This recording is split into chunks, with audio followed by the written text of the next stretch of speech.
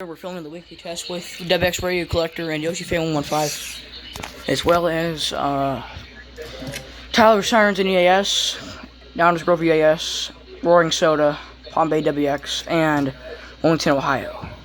Let's get started. Cleveland! Highs in the mid-80s. At 11 a.m., weather reports for selected cities at Youngstown. Oh!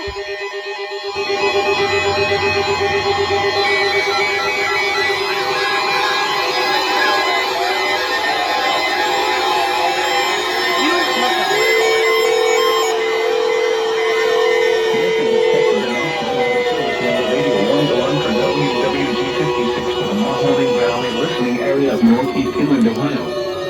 During potentially dangerous weather situations, specially built receivers are automatically activated to warn of the impending hazard. Tests of these receivers are normally conducted by the National Weather Service every Wednesday between 11 a.m. and noon. Why'd you go off? There is a threat of or existing severe weather in the area, the test will be postponed until the following day. This ends the test of the National Weather Service weather radio warning alarm.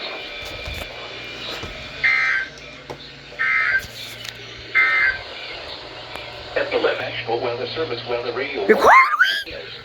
Oh. They're flashing. Big signal.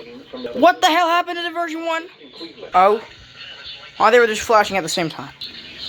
Okay, so the version 1 did go off, but I accidentally stepped on the power cord and unplugged itself.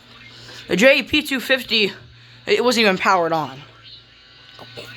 Yeah, but anyway, everything went off, I think. Everything else. It looks like you failed. But that's whatever. Okay, well, I guess let's upload the video.